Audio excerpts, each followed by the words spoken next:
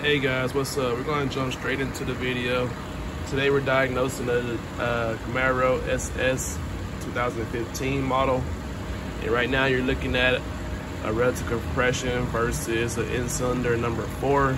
And as you see, I'm on cylinder 4 and the firing order is, the next one's going to be 3 and then 1, 8.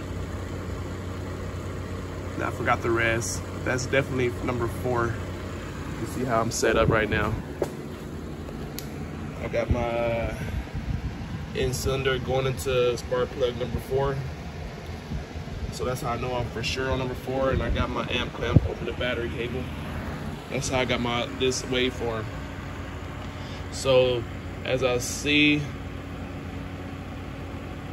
either this one has too much compression for whatever reason, and I also have a code for, I'll put that on the screen.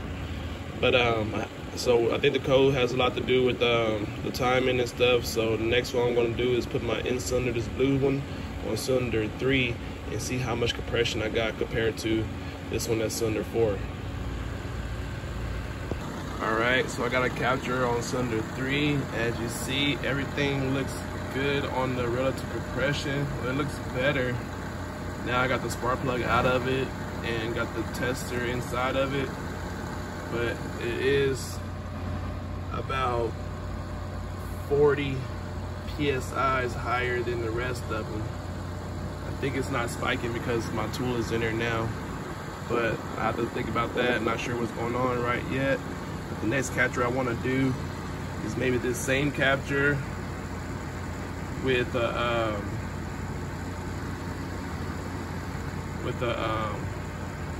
camshaft, crankshaft, on the same thing. So I don't know. I'm gonna try that next stuff, but that's too much for me right now. So I'm gonna just try to avoid that. I'm probably have to put it on my lift so I can raise it up and get to the actual sensors on the crankshaft if I really want to do that test. But I'm starting to think I got some flooding issues. I'm not sure what's going on because my relative compression waveform starting to look better after I took the spark plug out. So after doing some clear floods and stuff, it's starting to do better. But so I'm just keep on looking into it and I'll keep y'all guys posted. So now I'm set up just for a relative compression, and so I'm not really worried about what cylinders messed up or not. I'm gonna see if a cylinder start flaring up more than the other ones like it was doing previously. I know I got something weird going on, so I'm gonna do a clear flood, hold the pedal down, and start it up.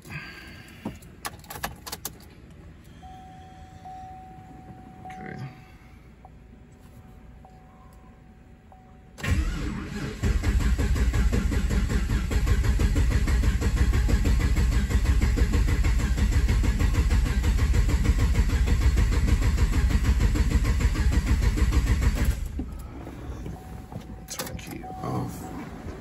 We'll check out the waveform. Still feel like something's funky.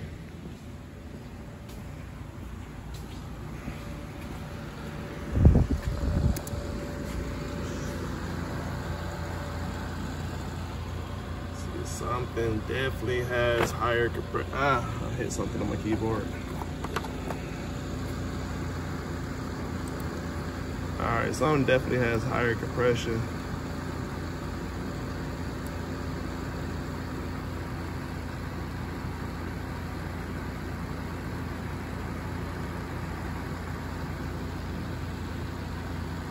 Wow. I'm gonna say this one again because this definitely looks different than when it looks like when it first came here. But I definitely think it's something to do with timing gonna be off. So I'm gonna hook my scan tool up and check the timing PIDs since I don't got my scanner on it, my probe on it. So I'm gonna be doing that next. All right guys, you're gonna hear that engine running in the background. I just did an engine swap, completed yesterday, so I'm just letting it get seated right and break in. It sounds like the engine's been Hasn't been used for a long time, so as y'all see right now, when the oil's circulating, it sounds good, but cold start, it sounds like crap. So since I need to get busy on this car and figure out what's going on, I'm gonna scoot the car up on the lift, and that'll give y'all a chance to hear how it sounds and give myself a see how it sounds and see if it starts acting crazy again, which I'm expecting it will. I know something changed since I've been diagnosing it, but I know I didn't fix anything. But a lot of times things, when you're diagnosing, sometimes when you're diagnosing things can get better or worse as the diagnosing goes through.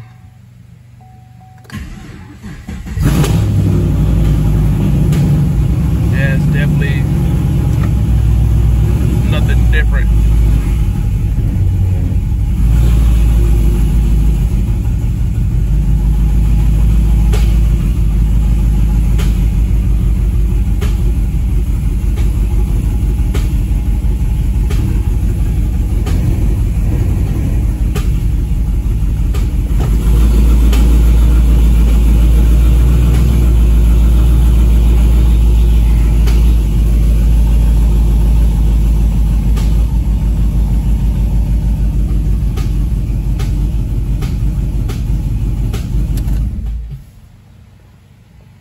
Yeah, it's pretty bad, guys. So I'm gonna put my scanner on it and see if I can pinpoint what cylinder it is again, or at least I gotta do a timing test on this thing to see how bad the timing is. Thank you.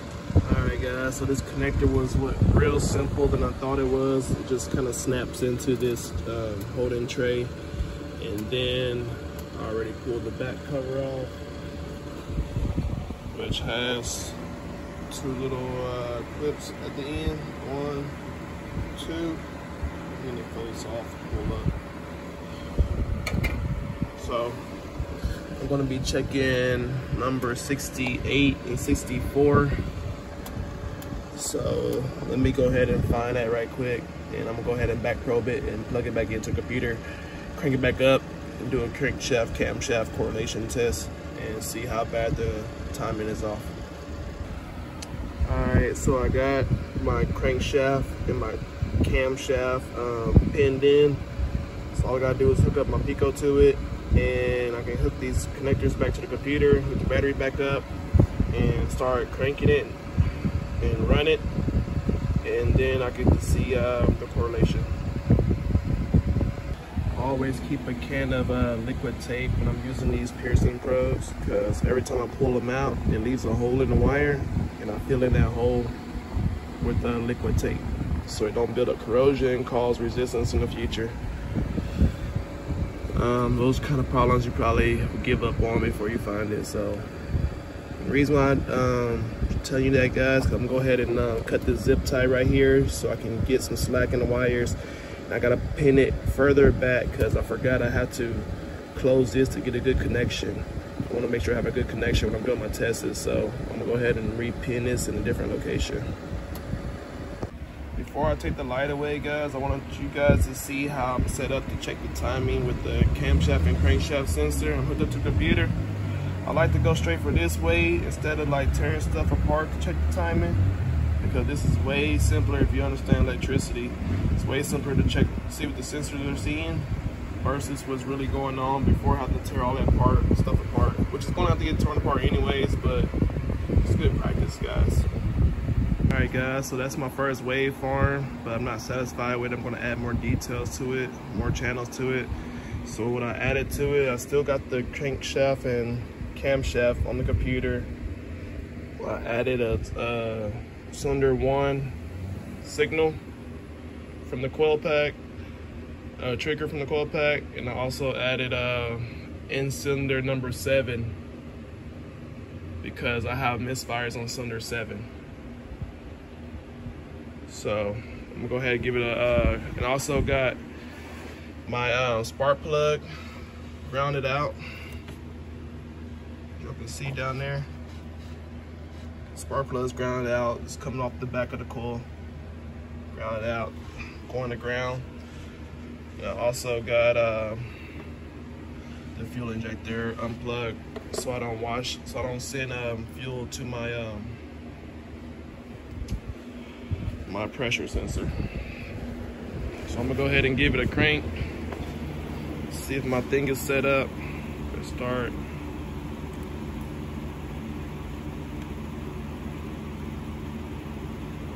Looks like all my channels are on. So I'm gonna go ahead and see how it goes.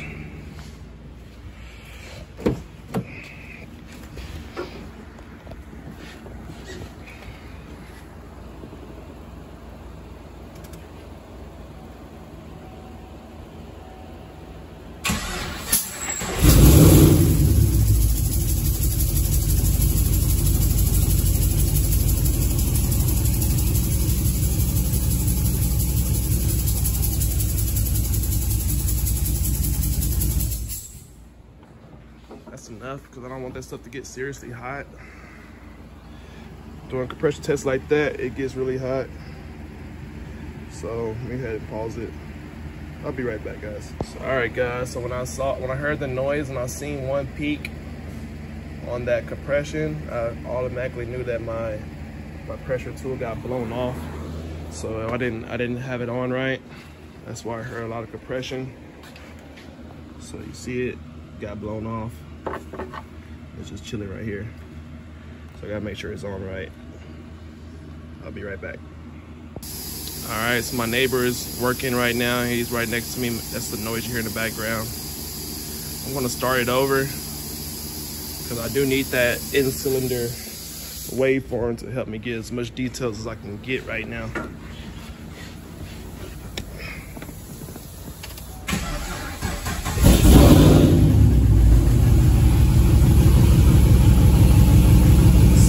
My green signal is working, so I'm gonna let it run for a little bit, and that's enough.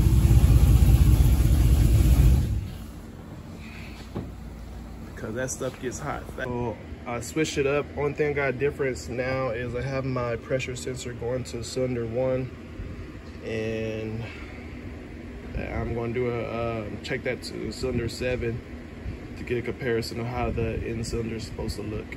So I went on and plugged up 7 injector and disconnected number 1 injector. So I'm gonna go ahead and crank it up right now. Well, let me save this right quick and I'll come back and crank it up. All right, so I just saved the last waveform. Now I'm ready to do the next one. Hopefully it's ready.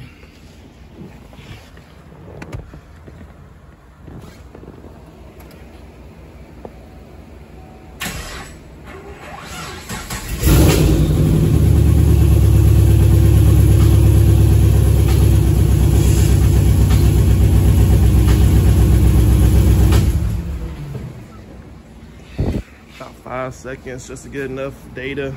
Turn it off before it gets too hot. Pause it. I'm gonna go ahead and save this one. So, all right, guys, straight to cylinder 7, and I can see already metal. Oh, I can see already metal in the push rod valley. It's hard to see, guys, but from here you can tell that that push rod is bent because it's all the way against the metal.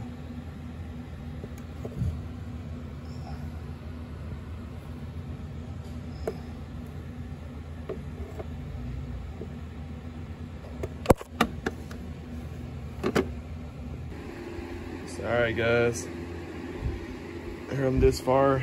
We got everything out. Getting ready to take the camshaft out. About to clean up, go home for a day.